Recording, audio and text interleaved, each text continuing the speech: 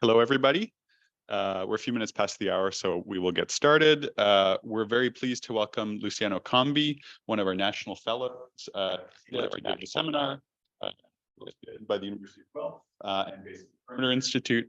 He obtained his PhD from the University of La Plata in Buenos Aires this past fall, and is an expert on electromagnetic signatures from binary neutron star mergers, radio pulsars, and supermassive black hole binaries. And it's the black holes that he will tell us about today. So Luciano, please take it away. Yeah, it's great to be here. Thank you for coming. So I would like to talk a little bit about supermassive binary black holes and the work I've been doing, studying these sources from the theoretical point of view. In particular, I'm trying to understand what kind of electromagnetic radiation we get from the systems, as well as the gravitational wave signals. So this is work in collaboration with a group in RIT and NASA, Johns Hopkins, and other collaborators.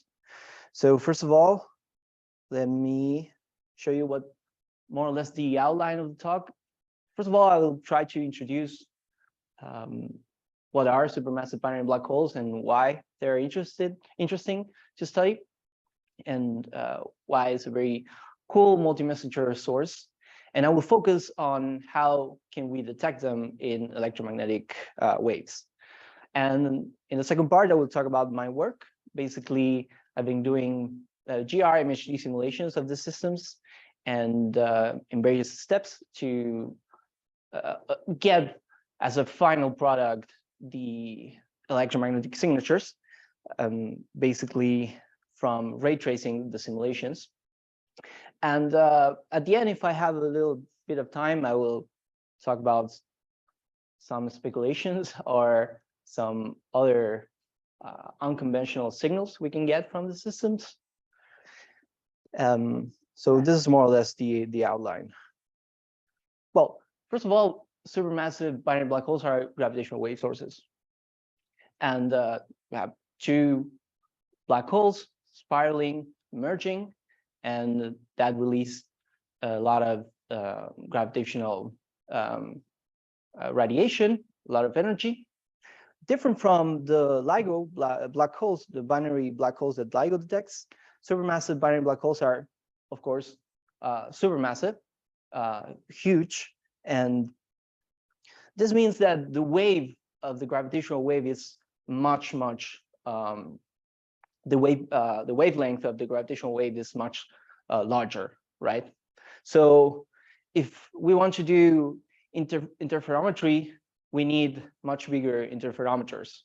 So the idea is that if we want to detect supermassive binary black holes, we need basically detectors of the size of the galaxy for getting the spiral, and space interferometers to get the gravitational wave at merger. So this as the space interferometer that we expect in the future years is the LISA detector, and currently there are efforts of using pulsars as precise clocks that can act as an interferometer to get to get the gravitational waves from the supermassive binary black hole. So this is still there's a lot of work to be done, and I think in the next maybe 10 years or so we'll get actual data from this. We're getting data from pulsar timing, but still there's still a lot of work to be done. So the gravitational waves are very different, and also the formation channels of this binary black holes are different. So how supermassive binary black holes form? Well, first of all, we have good evidence that supermassive black holes live in center of galaxies, and from our latest cosmological models, we also know that galaxies merge.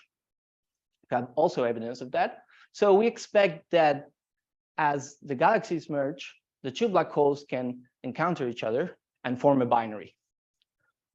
So there are different processes that should happen to make a binary. So the black holes have to first of all encounter each other and form a binary, and then lose enough angular momentum to reach very short separations. And if they manage to do that, they will get in the gravitational wave regime, where basically they will merge in less than a Hubble time. So there's still a lot of work to be done in this initial phase, trying to understand this, the ways that the system can actually lose angular momentum and form a very close binary. And this is something that people refer to as the last parsec problem, because there are our models basically are the initial models predicted that this could never happen, that the binary couldn't get at this very short distances. But recent work has demonstrated or give hints that this could happen, that the binary could get closer to each other. And if this is the case, then we'll have a system, a binary system that emits gravitational waves up to merger. And the in-spiral, we could in principle detect it by pulsar timing arrays, and the merger eventually by LISA. So another interesting difference from LIGO black holes is that the binary will be in a gas-rich environment, most likely. So a lot of galaxies have a lot of gas, so they will be living in the center of this newly formed galaxy. And this means that if there is enough angular momentum for the gas, and because the central binary is so massive, the luminosity should scale as roughly as m square.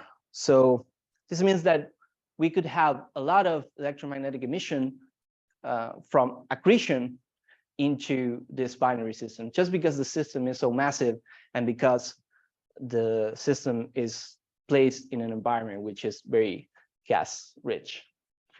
For LIGO sources, you could have a binary maybe in an AGN disk, but then it's rare because the masses are much less, the system is much less massive than the luminosity from accretion itself. It's not as bright as the AGN, so it's hard to find electromagnetic counterparts for the systems.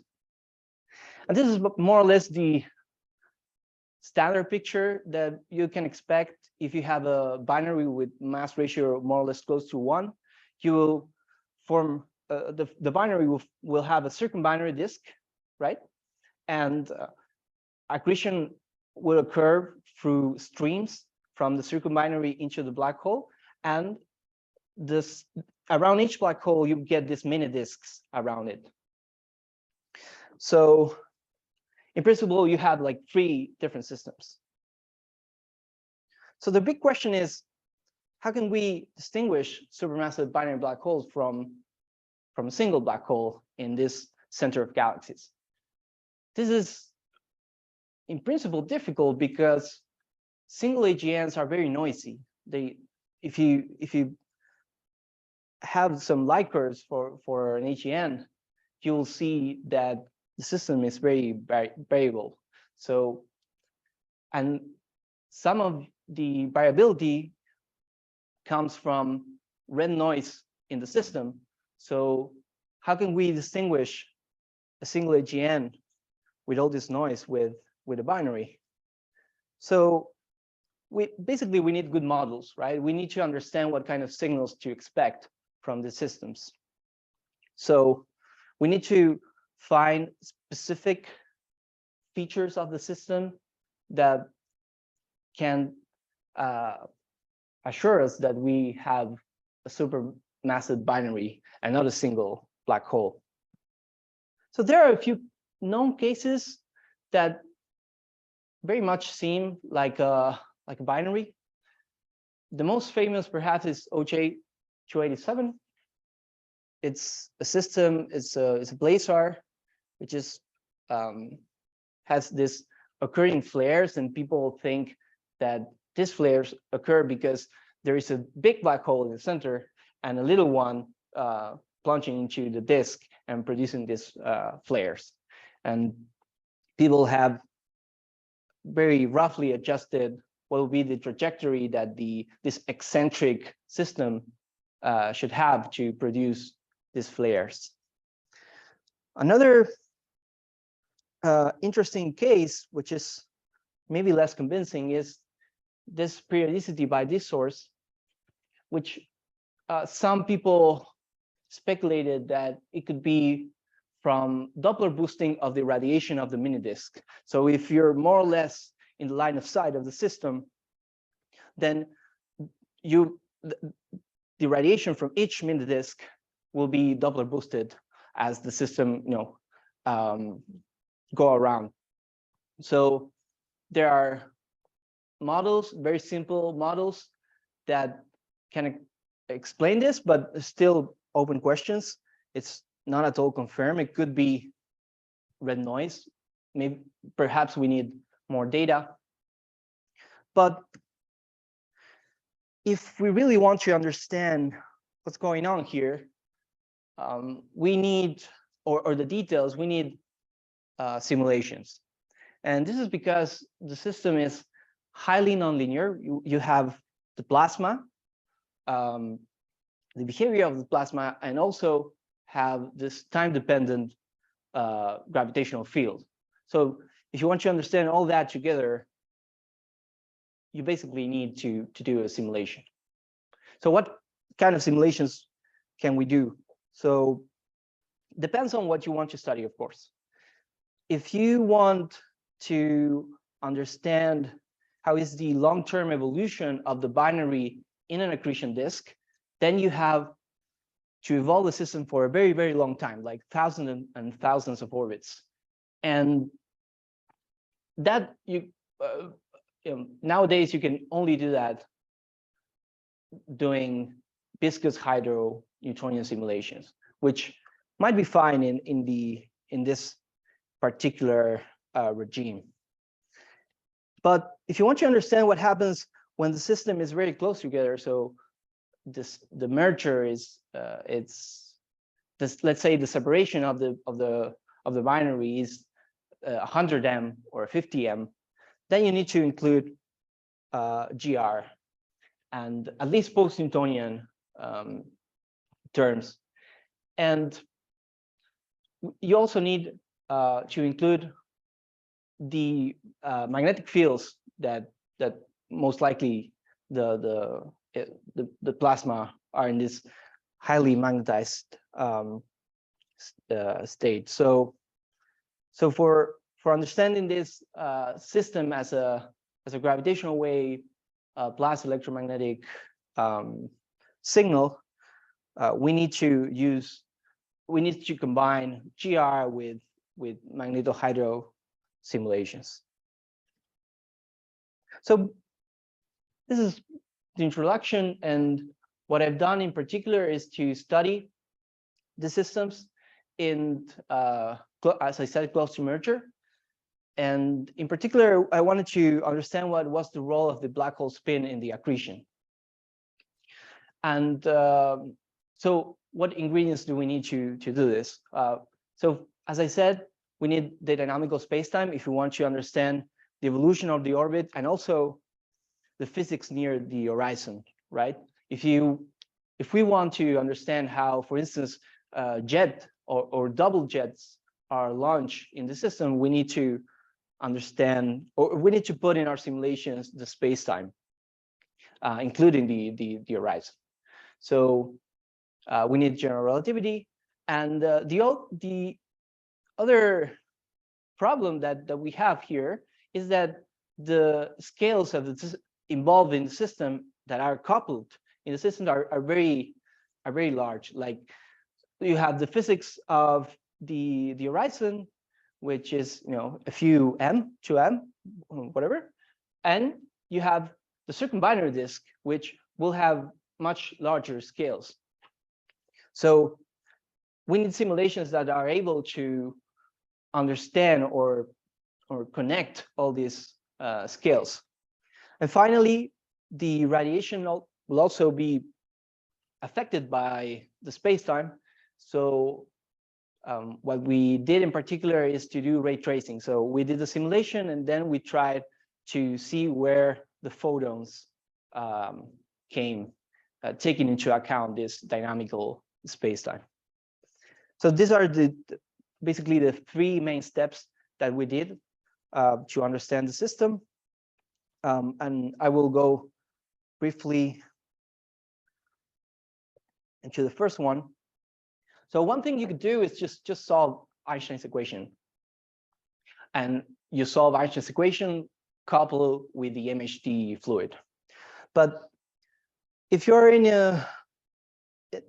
considering binaries that are not very close together, you can take some approximations that are actually very reasonably good in that regime. So what we did was to consider a very simple approximation to the binary metric, which consists on basically superposing two black hole terms. So each term represents a black hole, and we solve the Bose-Newtonian trajectories. And so basically you boost each term here, and you have this two black holes going around following the Bose-Newtonian trajectories. So we tested the metric in several ways, and it worked pretty well, especially for spinning. If you want to do more fancier things for spinning black holes, it gets very complicated.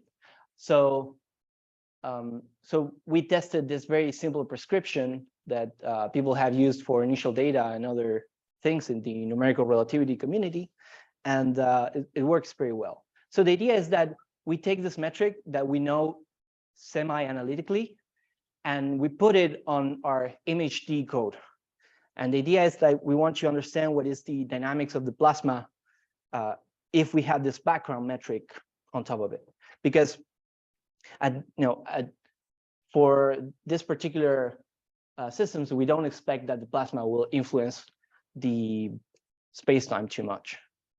So the other problem is this problem of scales, right? So how can you simulate this big circumbinary disk and also simulates what happens in close to the horizon? That's complicated. So what we did is we did a simulation of just a circumbinary, meaning that we basically excise this part, this cavity inside, and there are good reasons that this is a well-defined and well-behaved procedure to do. And what we saw is that, so these simulations have been done in the past. What we did here is basically we did a very, very long simulation of the circumbinary. And we also included the spins, but we saw that, as we expected, that the spins didn't change the physics of this circumbinary too much. But what was interesting is that we evolved for sufficiently long time that we got into more or less steady state of inflow equilibrium at at very large radial distances. A couple questions. So what aspect ratio or equation of state? What aspect ratio or equation of state are you assuming for the gas? Oh, yeah. So we are assuming a thin disk. Huh. So we are assuming that it's 5/3 for the equation of state. Thin. So yeah. Thin. So it's the high ratio is 0.1. And what we did for maintaining this high ratio is that we have a prescription of how the gas is cooled. So basically we add a term of like a sinc term into the equations that maintains this high ratio in the circumbinary disk. Is there any viscosity? This is 3D GRMHD. Okay, So the viscosity is basically from the MRI. okay, got it. So then you're also taking some initial profile for the gas. And a question arises then, to what extent has it really, is it a self-consistent initial profile, which is relaxed, time scale longer than or comparable to the in-spiral time? Yeah. So we basically put a torus as an initial data, and exactly. So this is why we wanted to evolve for a very long time, because if you just start with an artificial torus, then your system won't be in a steady state, and at least even the inner part of the disk will be in a very unrealistic or not consistent state. So this is why we start with the torus and we let the system evolve for a very, very long time until we reach some steady state in the inner part. But of course, in that way, we're ignoring what happens at the outer edge. But for our purposes, this is what we did. Okay.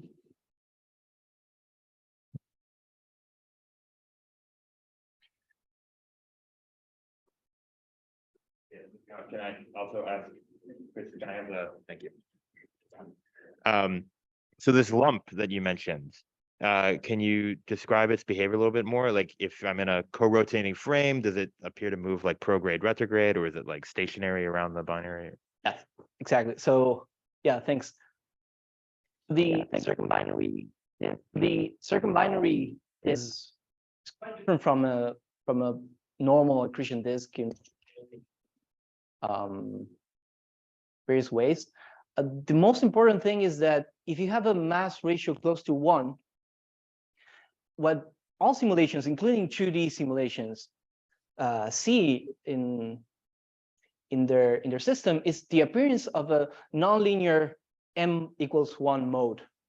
So this is like a single arm mode that we call the lump, and other people call it other ways, but we call it the lump. And basically, you can think this as an overdensity that even if you are in the co-rotating frame of the binary, you will see this moving around the cavity. And an important feature is that accretion occurs to the binary when one of the black holes passes near this overdensity. So you have this overdensity there, and basically one of the black holes goes through, and because there's more mass here, it accretes. Also, it's closer because the cavity is eccentric, and yeah. So if you reduce the mass ratio, you start to lose this, and the circumbinary disks is a bit similar to single accretion disks, but for mass ratios equals to 1, you have this very prominent feature in the system that basically controls the accretion into the cavity. No, it can be fluid. If you do a 2D viscous simulation even in Newtonian, it's a hydro effect. Yeah, hydro effect. Right. So the origin is, you have different explanations for it. It could be a resonance, but it could also be some instability and related with the vorticity. What's the base structure compared with the overall base frequency? So it's like it's basically a quarter of the binary frequency. So it moves slower than the binary. Yeah, that's important because that controls the. Sanctions already asked a question. What parts of the base just confirm that. But Right. Same equation state, same MRI. How different? Right. So I would say that that if you just focus on the circumbinary disk, then the GR effects there are a few in terms of quantitative effects, like if you compare this frequency that I just told you or the behavior. So this, for instance, as you can see here, maybe you can see that this overdensity grows and then decreases, and that sort of behavior, it's a little bit different in GR, but not much different from Newtonian. So I will say that if you just did a Newtonian simulation of this, it will look more or less the same. I'm sorry, but when you measure the distances in units of n, is that total m or is it n1 function? Oh, sorry, this is total M. It's the total mass of the black, yeah, of the binary. Sorry, yeah. It's cataclysmic variable disks, right, which have super humps and so on. Yeah. There. Have you looked up the connection? No, we haven't. So I've seen a paper recently that basically explained this M equal 1 as an instability, the RW stability. Can't remember the name, but yeah.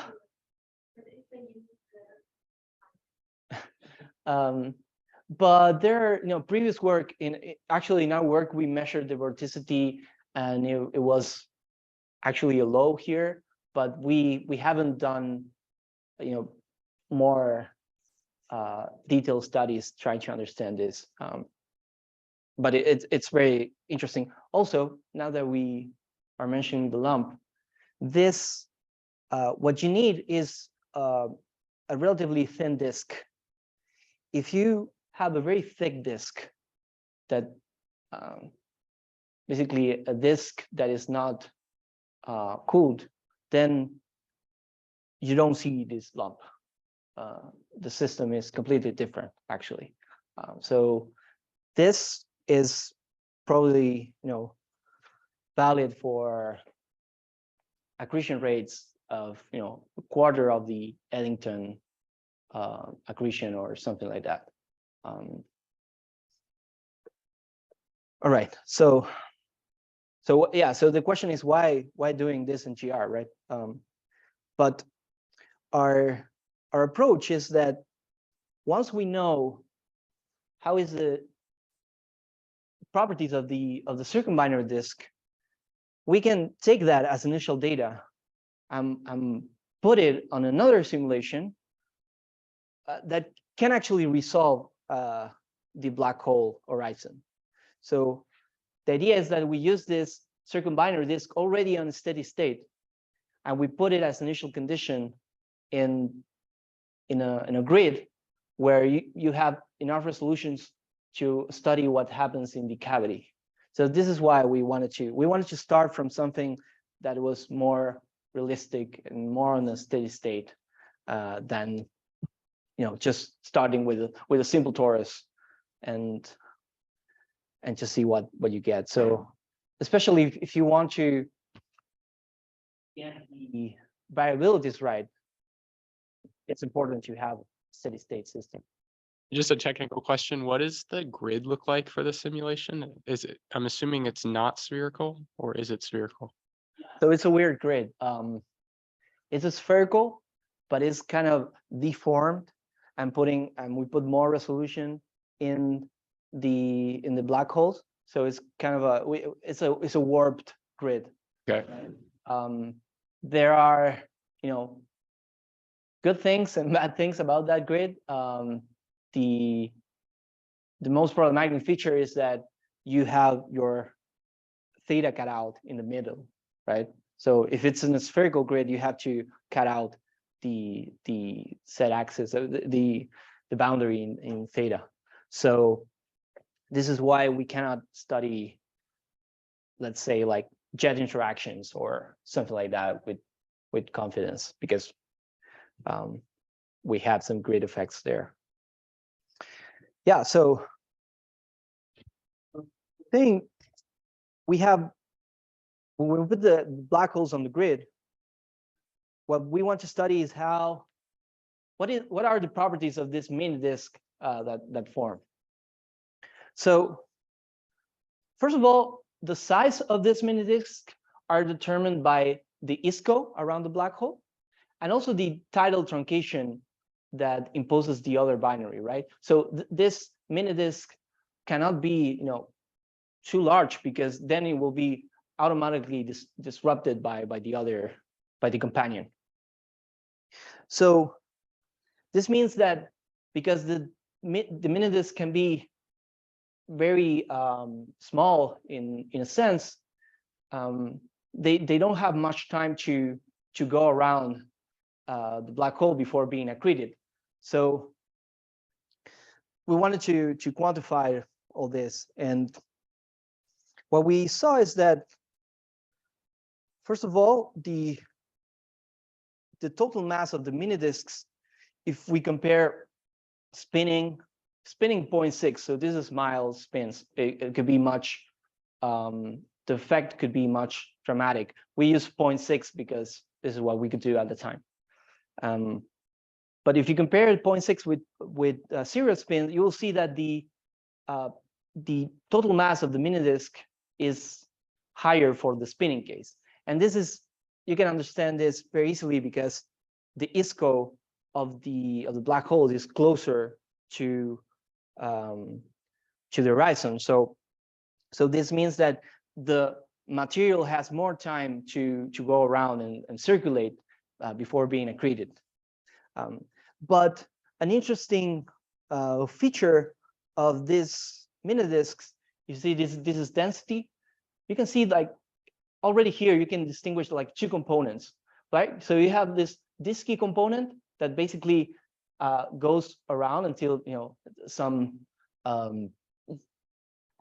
stresses make the matter goes into the black hole. But you also have this arm here that is basically material that is falling directly to the black hole, right?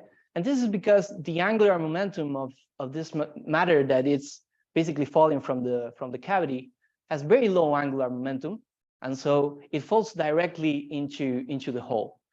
So you can distinguish like two components, like high angular momentum and low angular momentum, and you can distinguish these like two components for the spinning case and for the non-spinning case, and basically you can see that in this very short separation binaries, the separation here is 20 m. Sorry, I didn't say that. But for this short separation binaries, the inflow time is so short that you have this component of matter falling directly into the black hole, instead of, you know, have this picture of you take matter from the circumbinary and then it forms a disk. It's like there are basically two, you can distinguish two components there. So the disk or you know, the accreting flow that you get is very different from a single black hole, because it's not that all the matter that you have there is, you know, circulating or orbiting the black hole. There are two, as I said, two components. So this will be important later. Another interesting feature of having spins in the system is that you have the Blunt-Force-Nyack mechanism if you have magnetic fields. So this is a video of density of following one of the mini disk. So the other is on the other, it's out of the other picture. And you can see the magnetic field lines, how they behave as they accrete, and we measure the Poynting fluxes or the Poynting luminosity of the entire system. And one interesting thing is that it follows the accretion the variability in the accretion. And so this is maybe a little bit convoluted, but if you see just one of the black holes, you'll see that this Poynting flux or the efficiency is modulated by the same variability that you have in the accretion rate.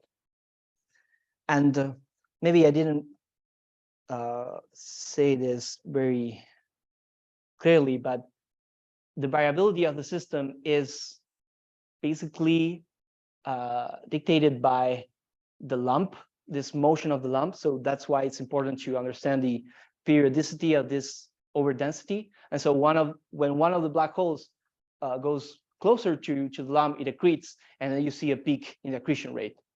And then it depletes all the material, then the other black hole do the same. So that does the same. So it's interesting that the Poynting flux, more or less as expected, also follows this accretion variability. So this could translate if this goes to large scales and this energy goes to radiation, then you could see this variability in the jet emission. All right, so this is regarding one of more or less the interesting details of the simulation. Then what we did is we took the simulation and we tried to see what kind of radiation we get, knowing the properties of the plasma. And because the system is on a dynamical spacetime, we have to solve the geodesic equation, but with a time-dependent metric. So this is one of the difficulties. So for this purpose, we use this ray tracing code written by Scott Noble. And we put our spacetime there and our simulation. And first of all, we checked the geodesics, and you can see these are two black holes. These are the geodesics are falling into the black hole. And this has a lot of interesting properties, because if you're in a line of sight that it's more or less seeing the system edge on, then it means that you can see all this self-lensing features of the system. So these are the shadows of the black hole, and you see that they are moving, and when they are in the line of sight of each other, then the shadows will do some crazy things like replicate and enhance the emission and all the interesting stuff. And then we put the matter model. We assume, for instance, optically thin, we have the properties of the plasma, we have the magnetic field, and we have the temperature of some prescription for the temperature of the plasma. Then we can combine this and understand the emission, including all these GR effects. So here, I don't know if you can actually hear what's going on here, but so what we see here, okay. So these are the two black holes, and you see the combined emission of inverse Compton and the synchrotron, and with very simple prescriptions, and but solving the geodesic equation and taking the properties from the simulations, you see that you have this double jet structure, and you have the emission close to the shadows of the photo ring of the black hole. So we analyzed, thank you. We analyzed two scenarios. We first assume an optically thick scenario. So this is valid for accretion rates of close to the Eddington, less close to the Eddington limit. This means that we can only study the system face on, right? Because if we're edge on, all the gas will be on the way. And what we did is we assumed that the system had a corona, and we imposed an inverse Compton prescription, and we took the thermal emission from the simulation. This means that from the simulations, because we have this cooling function in it, this will tell us the effective temperature that is being emitted from the system. So for this case, we produced some images here to understand, where in, what happened in each frequency, and from UV, UV, X-rays, and try to understand like the properties of the emission and what trigger this emission. And what we had is this, how the spectra look for spinning and non-spinning. And basically what you see here is all the different components of the system, the circuit binary, the mini disk, and well, the cavity. And you see this variation as the system evolves, how the spectrum changes. This is the corona, which is, this shape here is completely ad hoc because we put a prescription of how the inverse Compton was produced, but we take basically the temperature from the simulation, and yeah, so we studied these variabilities, and basically what we wanted to understand is what are the differences between the mini disk and a single black hole disk, like a Novikov-Thorne disk. And what I was saying before, that you had this component that was falling directly into the hole. What this means is that this matter doesn't have time to circulate around the black hole and radiates. So there's a big portion of the accretion rate that is receiving the black hole that doesn't radiate. So this is very different from Novikov-Thorne in that sense, that you don't emit all what you're accreting basically, because it's falling directly into the black hole. So the mini disks are fainter than we could expect maybe. Okay. Another properties that we analyze is this self-lensing property of the system, where if you have an optically thin gas and you're seeing more or less edge on, then you will see some increases in the luminosity because of this self-lensing.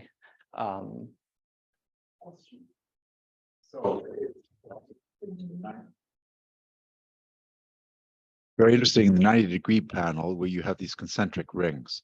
So is that ring structure GR, or do the ring radii represent some convolution of GR and the physical size of the accretion disks?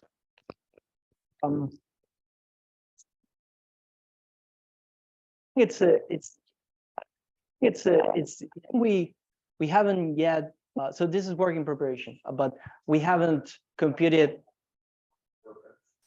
Yeah,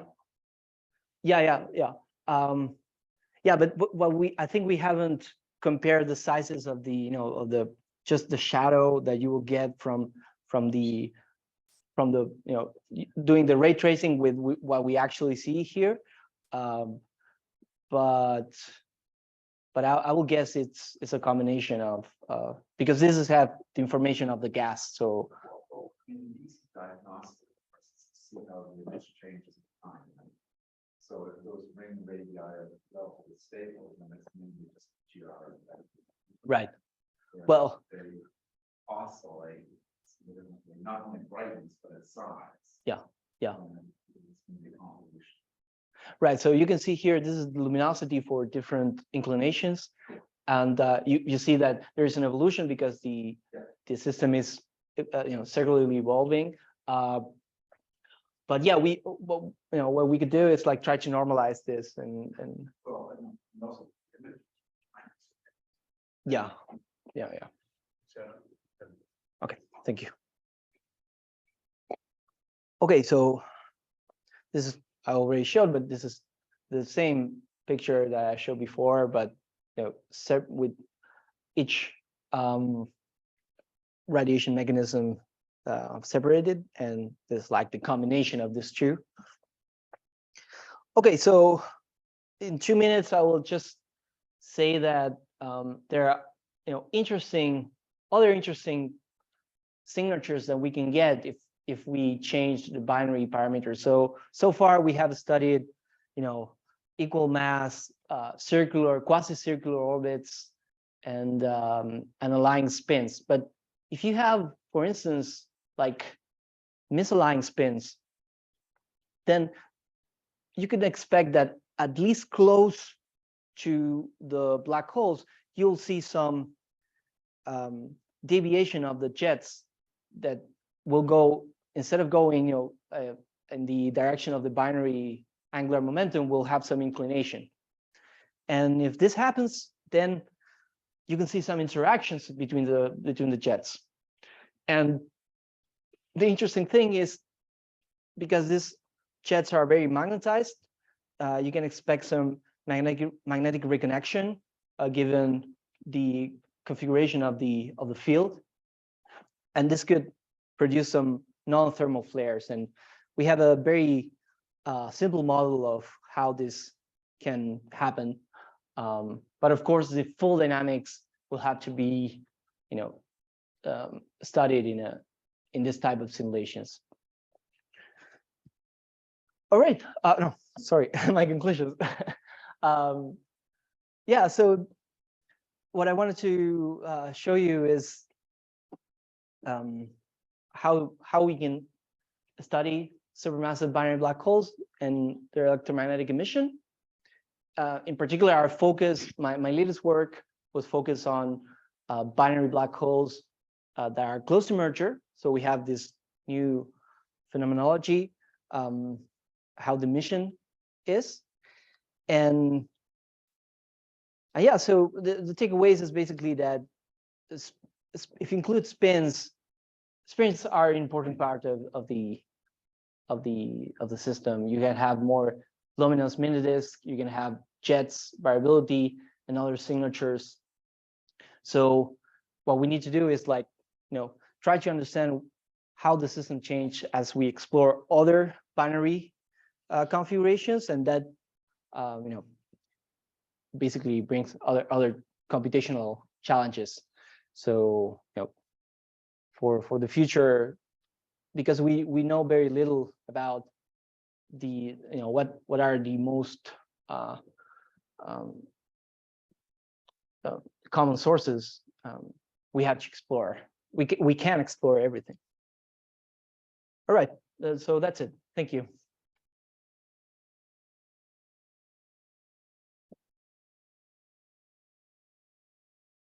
Okay, thanks a lot for the great talk. Let's open it up for questions. Before we take them in the room, I see that there's already one online. Sri, do you want to voice your question? It's in the chat. Would you be able to observe the lens steering precession in such an event?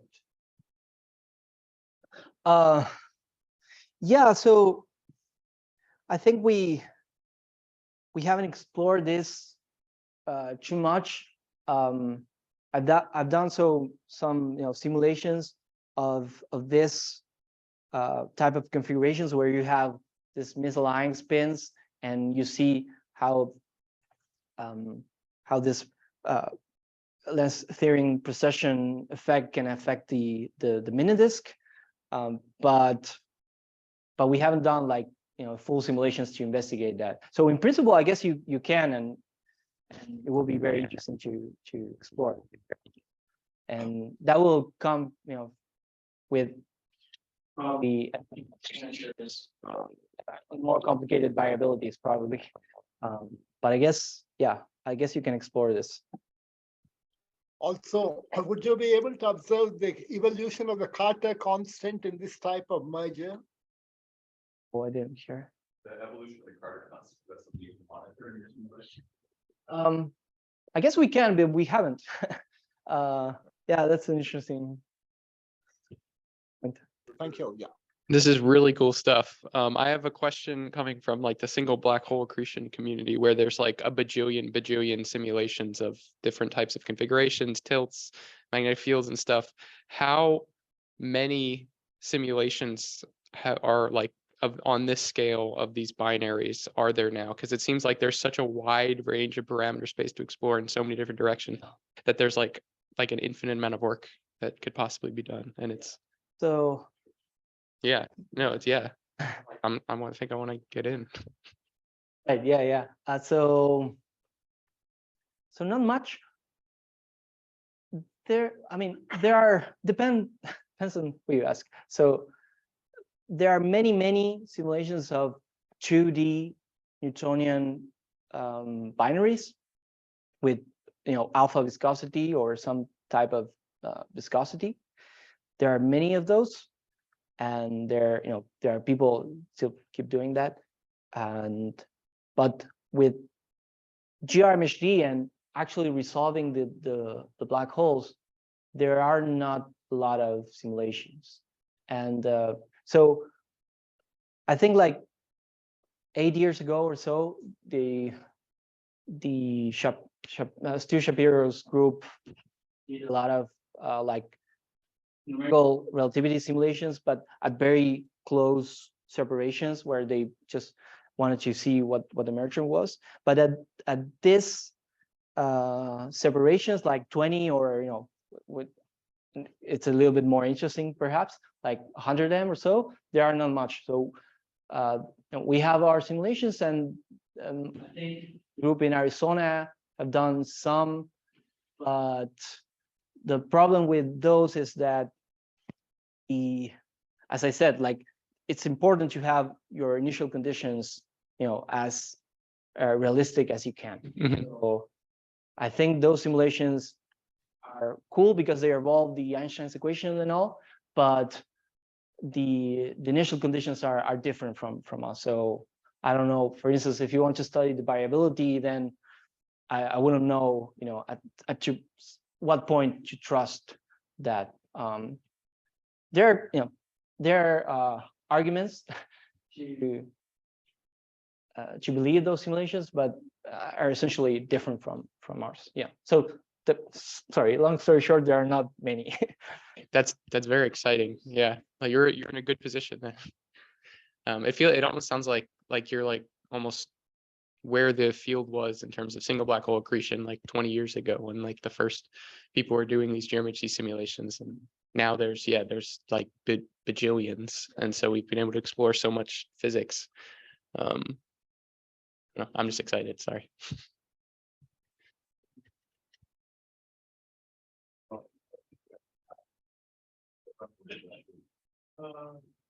Yeah, you briefly mentioned something about rational photons into your black hole. I'm kind of a bit confused. I'm not quite sure how you can conclude this, given your assumption of the cooling function, or how you get such a statement in the first place if you don't have photons. Right. Yeah. So yeah, with this kind of cooling prescription, you can only simulate geometric features of the disk. You maintain a disk. You assume that the disk will cool at that, and to maintain this high ratio, and so you'll have all these processes in the system that will heat the gas and all that. So turbulence or whatever, and you have shocks in the inner cavity. And so if you assume that all that is radiated in order to maintain some high ratio, then you can take that and say, okay, my system will radiate this amount of energy, and use that to compute basically the radiation that we extract from the ray tracing. So it's very crude. We don't have photons, but yeah, the idea is that you assume that the system will maintain that geometry, and that's at least, you know, in terms of the total luminosity, is I think it's a good approximation. Many people use it in GRMHD. So just a quick question, what goes into the spectral calculation again? Mhm. Oh. No. Sorry. Right, so So you can guess you have the context scattering. The spectra. um, So You have quasi black body component and then some Compton tail or something like that? And is it just thermal motions, or are you including like dynamical velocity fields in the Comptonization? no, thermal. Yeah. Okay. Oh, yeah. Yeah. So basically, I mean, the idea here is to understand like basic features of variability. As I said before, like this shape of the spectrum is quite artificial, but what is interesting is, you know. Yeah. Well, I mean, it's a beautiful demonstration calculation, but you're picking a point in the life of the binary, which is unlikely if it's a supermassive binary to be observed, right? And so the operational question surely is, as you separate the black holes, how much of this binary modulation survives, or what's the dominant effect that will cause the jets to wander? Right. Yeah. I mean, certainly there's like an aberration effect associated with the binary motion. Yes. Yes. Exactly. So as you separate the binary, there are a lot of these periodicities that we don't expect to get at higher separation, because as you separate the system, the disk will become more and more similar in a in a way to a single black hole disk, right? Right. You'll still have some, for instance, you'll still have some Because the disk, in like sure, into the side of the cavity. sure. But these variabilities that we measure here are for short binary separations, and yeah, totally. If you go to 1,000 gravitational radii separation, right, then the orbital speed is a 30th of the speed of light. So you're still going to get wandering of the jet over a couple of degrees, maybe something like that. Yeah. Should be observable if it's a well collimated jet. Yes. Yeah. So I mean, another thing I'm interested in exploring is this question, like, how these double jets, or the total luminosity looks at large scales when you separate the binary, because you can have interactions, you can have motions, or a lot of things. Yeah, I don't think no one has explored this, so I think it's an interesting question. Well, thank you. Check, are there any last questions from online?